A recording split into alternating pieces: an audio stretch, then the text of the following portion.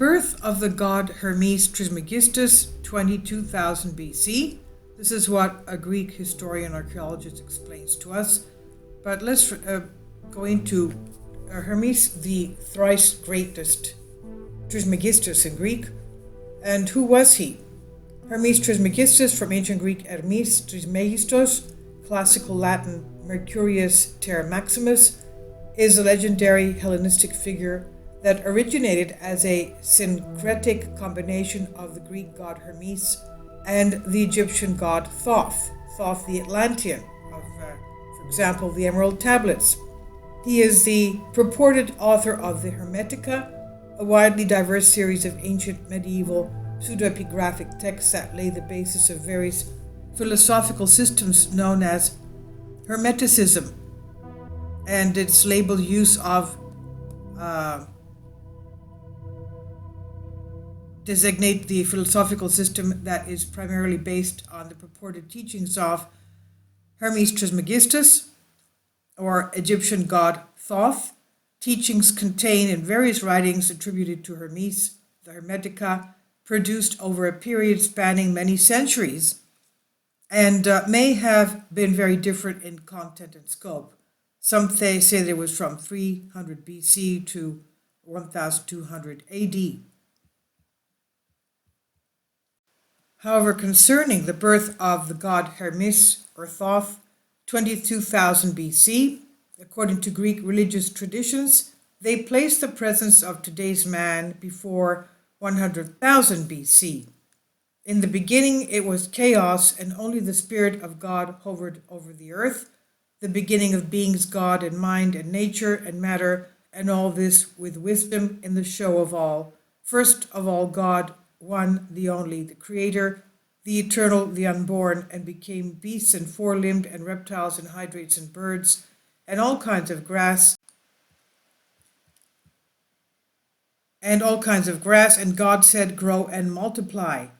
God Hermes, 22,000 BC. This birth will be presented as something 20,000 years later. Zeus ordered Prometheus to create man from water and soil, as the Bible says, and while Greek tradition is a myth, Jewish is a divine word.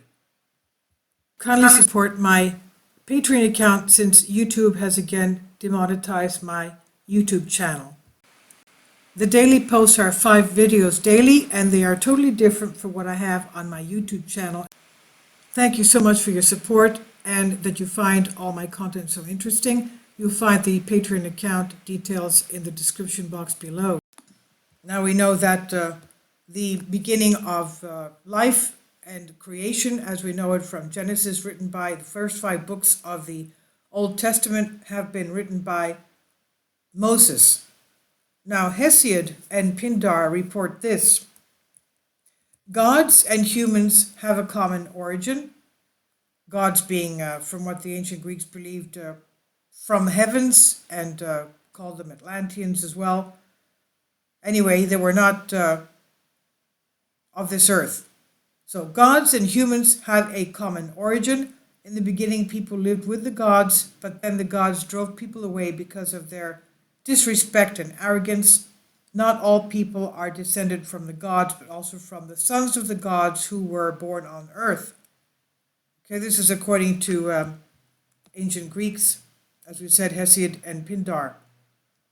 Going on with what they said, the Bible, that's what they said. Now, the Bible tells us the same about the sons of God.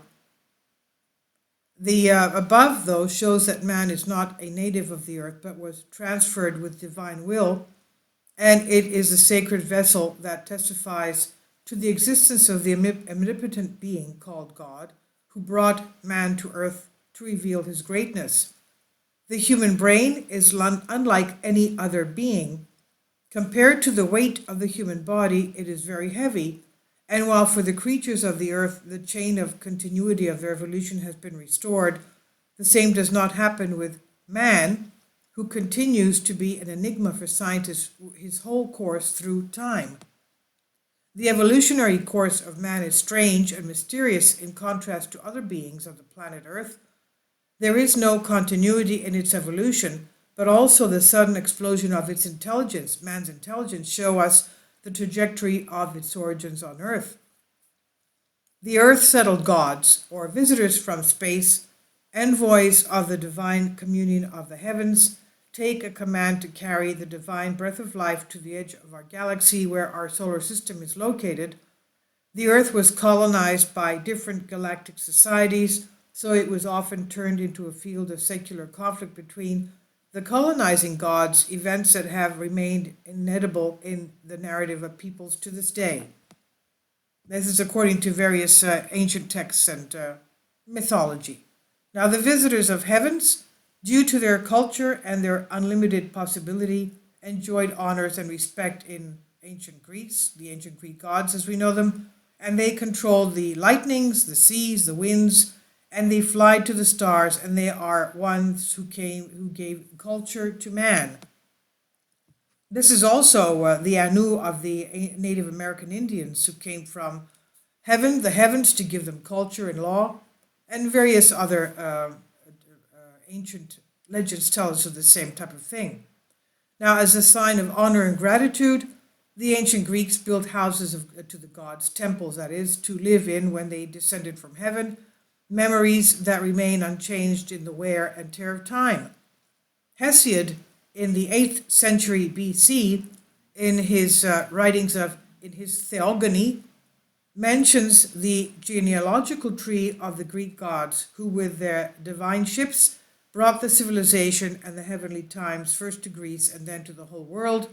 They are the ones who created the mortal human race and used the moon and the planet and Mars and the satellites of Jupiter and Saturn as intermediate space stations.